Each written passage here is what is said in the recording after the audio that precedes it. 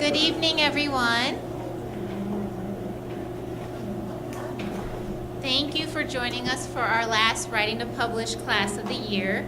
My name is Amanda Flower. I'm one of the reference librarians here, as well as the author in residence. If anyone wants any information about the Authors in Residence program, you can see me after, but essentially I do 1 hour critiques with people to go over their writing and talk about the publishing industry. Also, I wanted to tell you that, to remind you that the library has an active writing critique group called Hudson Writers, and we meet every Wednesday, every last Wednesday, not every week, every last Wednesday of the month at 7 o'clock in the library cafe. And it's been a really great group, and I would say the people that are in it are enjoyed it very much. Yes?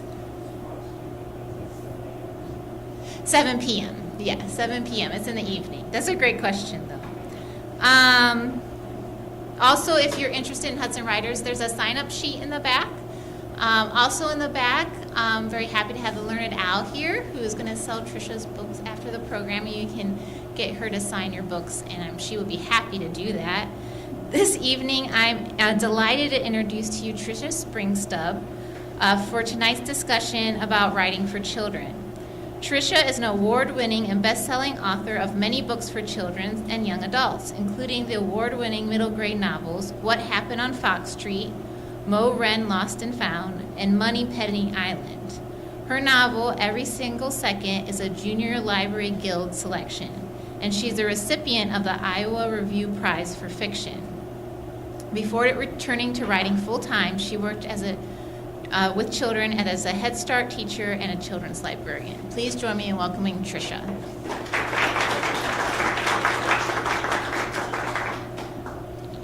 Thank you, Amanda, and thank you for inviting me here. I've crossed paths with Amanda many times as a writer, and it's always a delight to see her. And I can't believe that you can have free 1 hour critiques. I've never been in a library that offered that service before. It's astonishing. So I hope you all take advantage of it. I'm Trisha Springstub. I live in Cleveland Heights. I've been publishing for a couple of decades now, and I'll talk about that. Some of my books, this is a picture book, Phoebe and Digger. I have a series of chapter books for kids like 7 to 10 years old, kids who are too old for picture books but not quite ready for Harry Potter. The 4th one in this series will come out in April.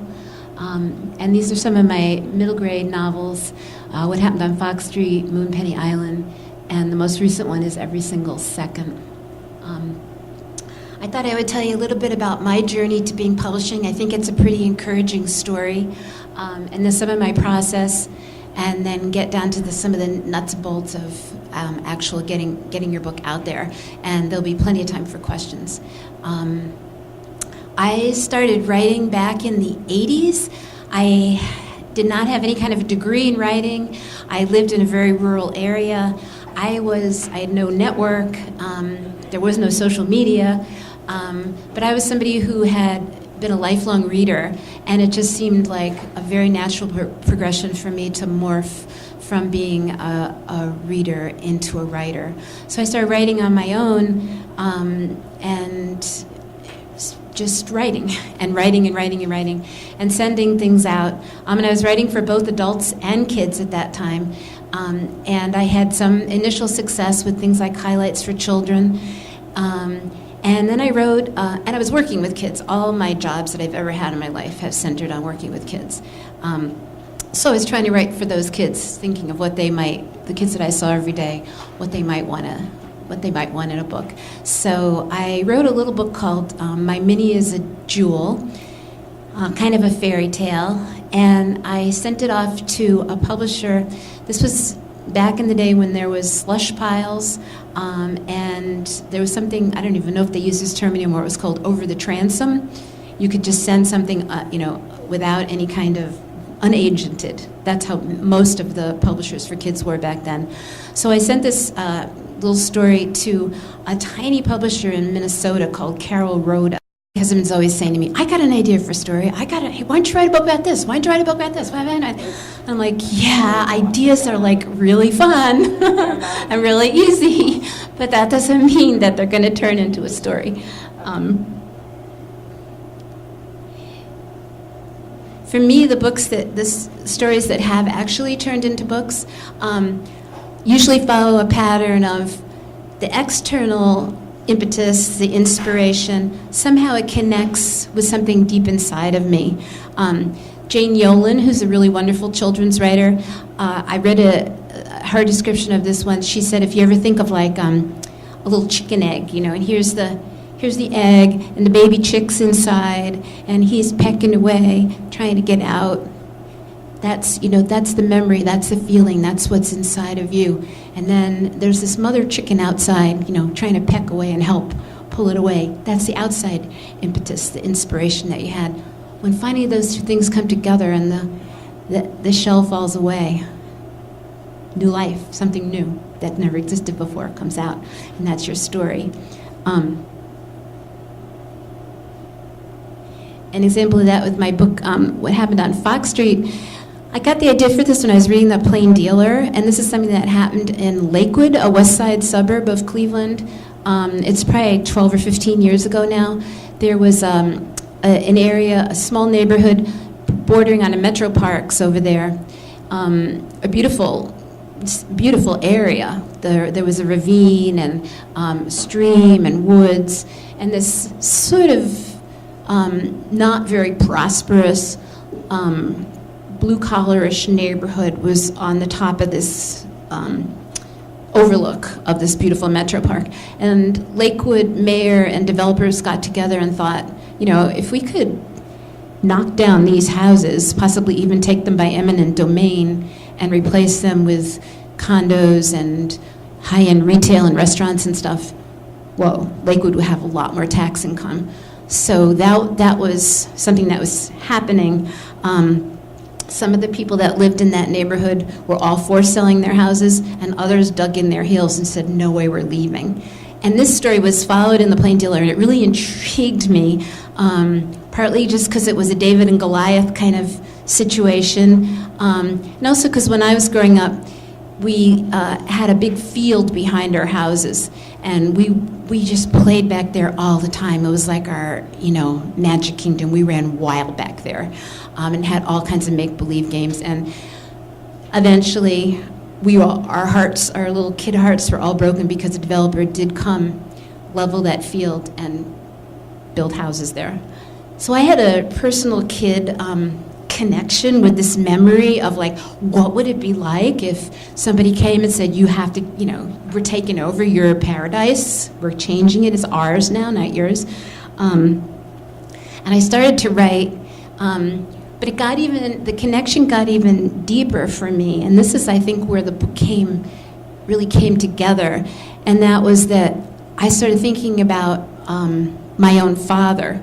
And Mo has a kind of her father is somebody who lets her down. And my father did too. And I adored him, he was the hero, he loved me, but he was often not the father that I wished that he was. And when I got that connection, besides the other things, it was that was when the chicken popped out of the chick popped out of the egg. I had all the outside ideas, but I also had this really strong inner connection to the story, and that's what made it work, I think. So that kind of just segues into the second thing, which is characters.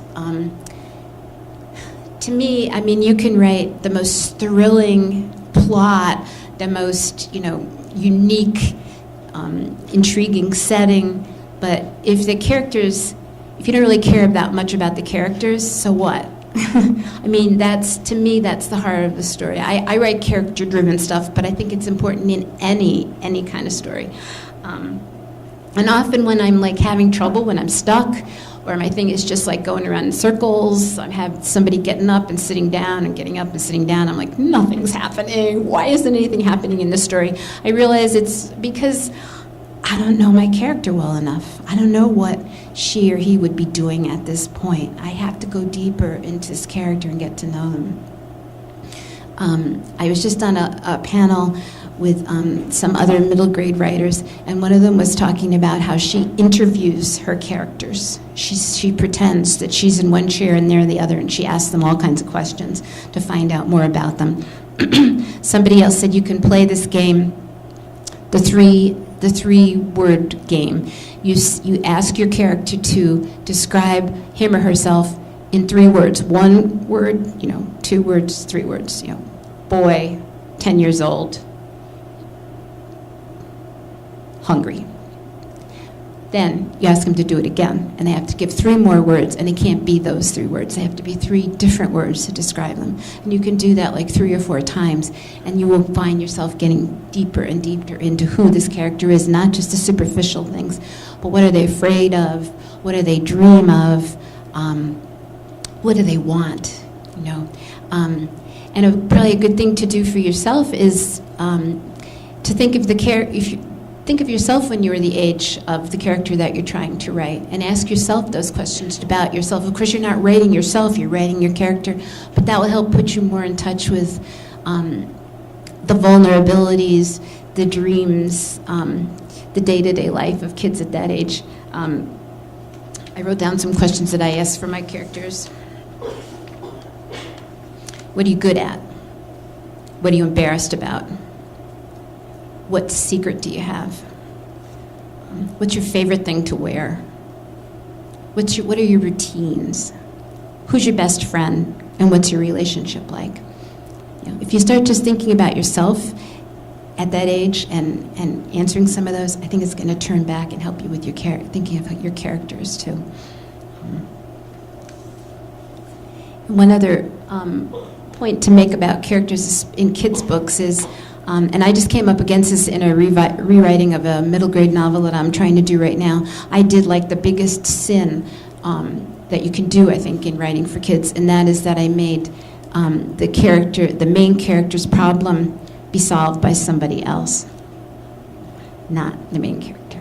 Yeah, that was not good. And I should know that by now, but I did it. I had an older, I got really intrigued by a minor character, Miss Rinker. She's so much fun to write. And I had Miss Rinker solving some of the problems of the story. No, that can't be. Your main character has to be the agent of change in the story. That's a cardinal rule. So, and I think all these things, it's really hard for me to break them out like this because they all are so related one to another. Character and the plot if you have strong emotion in your character, you're going to have action in your plot. If you have action in your plot, it's going to engender emotion in your character. That's going to further things. It's going to make the character change and move and grow. So they're all really connected. I think in the best books, characters are inseparable from plot. You sometimes hear writers say, well, I didn't really want my story to go that way, but my character made me. That if you know your character really well enough, that does happen. They'll say to you, no, I'm not doing that. I got to do this.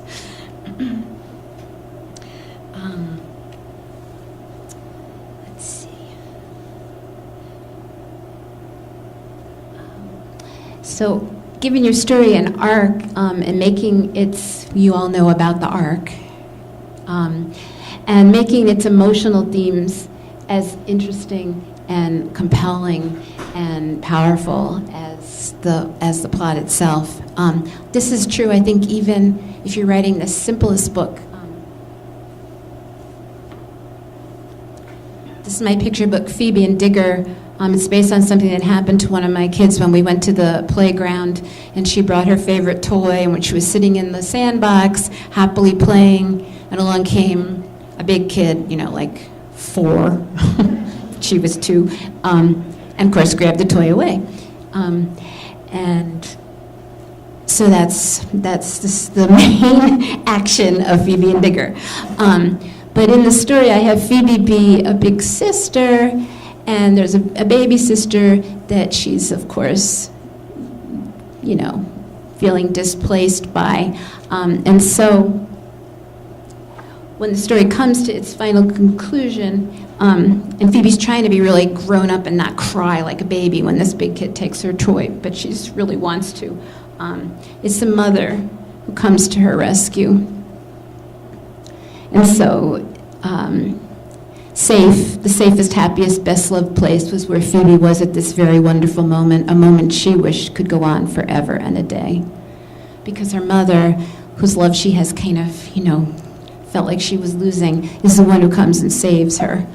So the climax of the story, getting the toy back and everything being all right, it overlaps with the emotional climax, which is that she can still count on her mom to be there for her, and her mom still really, really loves her despite, having this new baby.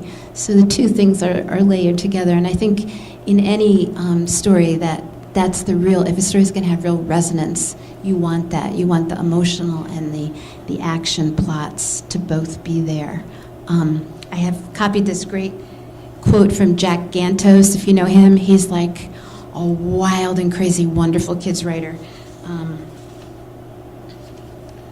And he said, it's the human feelings that create a handshake between the reader and the character. I really like that. One other thing about plot, and I've often been guilty of this too, is you're writing for children, but kids are really, really smart. And you can trust your readers to understand without you having to always spell out what you're doing. If your story has a good, strong, like emotional and action plot, the themes are going to be there. Kids are going to get them. You don't have to spell out your morals or tell them, what this means. They're going to get it. And the best stories do that too. They just have all of that woven in right there in the body of the story.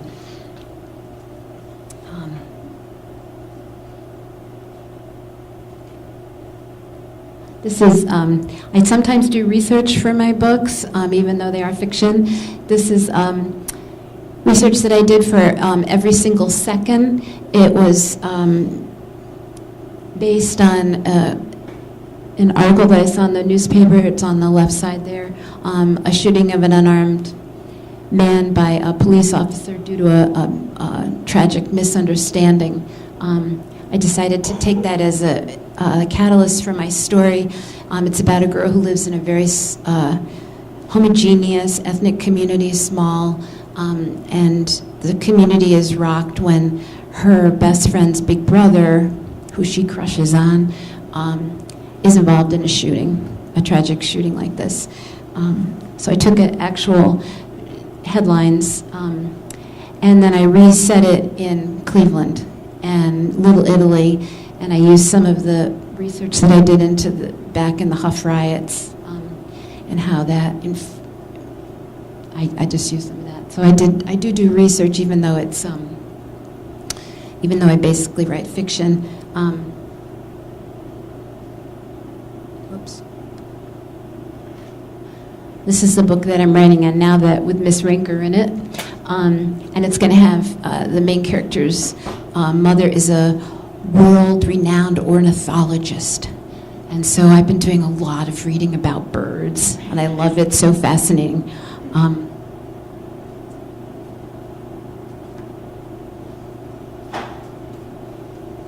Sometimes research is going to lead you places you didn't expect it to. This book, Moonpenny Island, I decided to write a book about Kelly's Island. If any of you guys know that place, it's a place that I love to visit, and have often fantasized about living there. And since I'm never going to get to do that in real life, I had to imagine it and rename it Moonpenny and put some girls there who live there full time. And I have a geologist come And the geologist is somebody who specializes in trilobites, which happens to be Ohio State fossil. And that was just kind of like going to be a throwaway thing in the story. And then I started reading about trilobites and realizing that they're one of the very first creatures to develop sight. And whoa, I loved that metaphor, because my main character, Fleur, is somebody who's really kind of selfish and doesn't like to see other people's opinions. She doesn't see through other people's eyes very easily. And that's going to be one of the things that she learns in a way that she grows in the course of the book. So here I just sort of stumbled on that amazing metaphor that became one of the themes of the book. So research can really lead you amazing places.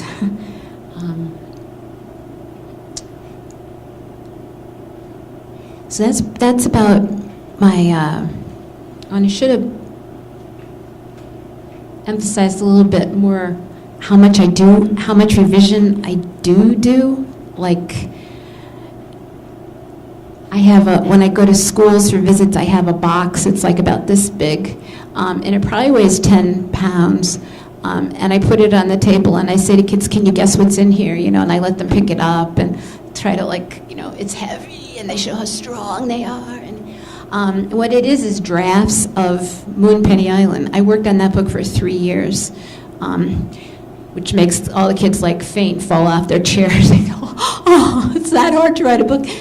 That was my hardest book I ever wrote. But I do lots and lots and lots and lots of revision. And when we get to the question and answer, if people want to ask about that, I'm happy to try to talk about that, because it's for me, it's writing. I mean, the first draft is like trying to figure out the story, but the actual writing comes when I revise, and I do really love to revise.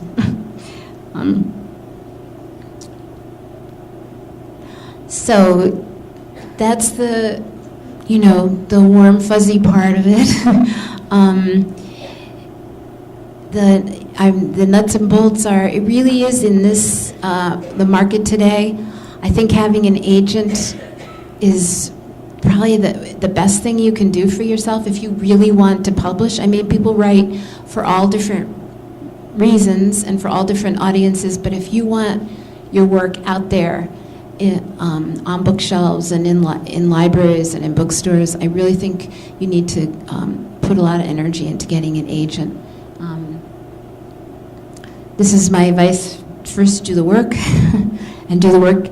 You don't query when you have like a half-baked idea still. You query when you have a book that is the absolute best that you can get it to be, and you're ready. If they want, they say, "Yeah, send me the full book. You can do it. You're ready." To find the agent, you can join SCBWI. They're very, very helpful. You can go to your library and ask your local librarian to help you find some of these reference books, like Children's Writers and Illustrators Market. And online, there's just untold numbers of resources that will help guide you. The things that I would say is most important when you're trying to find an agent, look for, go to the library or browse book reviews, find books that you think are somewhat on your wavelength, the kind of thing that you're trying to do, and then do the little bit of research required to find out who their editors and who their agents are. And those are people that I would start with. Of course, you don't want somebody that's going to be charging you. And like I said with my Sarah Davies, you want someone who's going to really champion your book.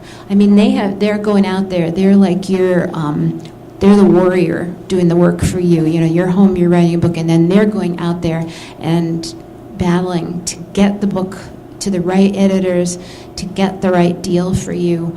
And so they have to really love your book. And I know people that have jumped to get an agent and that it hasn't worked out, and it can be a painful, messy experience. So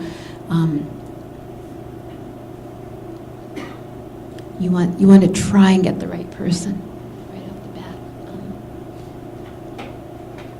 The query letter, usually it's no more than a page. It's a synopsis of your plot, a sample of your voice. You don't really need to put in any biographical information unless it is a nonfiction book and you happen to be somebody who knows about trilobites, or you are.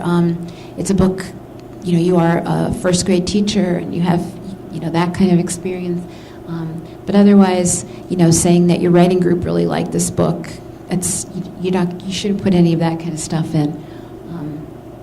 When you're trying to, there's again online and in these reference books, there's lots of examples of query letters, ones that work, ones that are failures. On your handout, I mentioned 2 books by Cheryl Klein. She's wonderful in helping craft a query letter. She'll show you the query letters from hell, and then the better ones.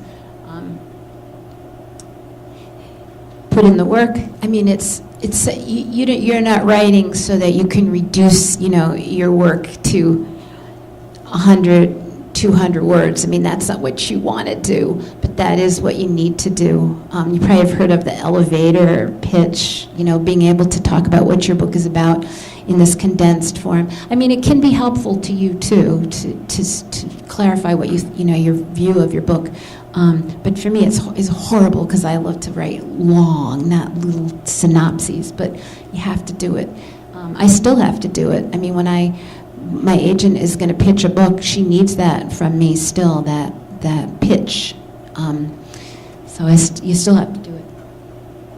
Agents are like overloaded, their inboxes are like overflowing, so it's perfectly acceptable to submit to more than one agent at a time. It's going to take a while. And keep working. You've got this thing, it's finished, it's good, you sent it out. You don't sit around and wait to hear what the response is. You keep working all the time. If you're, because if they want that book from you, they might want 2 books from you. You want to be ready. And plus, you're always, always growing. I mean, the only, like my elevator pitch of what it means to write is, to practice, to have passion. Those are the 2 things. Those 2 things together, you're gonna succeed. So always keep working. This is like a quote that I just think is so cool, that I wanted to share it with you. She's one of the top 10 children's agents. She's with Red Fox Literary. I've met her. She's really funny and really sweet. When you choose to write children's books, it's just that. It's a choice. You do it because you love it. You do it because it fills you with passion. You do it because it brings you joy. You are among the lucky ones to live life with purpose. But you must also do everything you can possibly think of to achieve your goals. And you must be nice. And I have found that children's writers are generally really, really nice.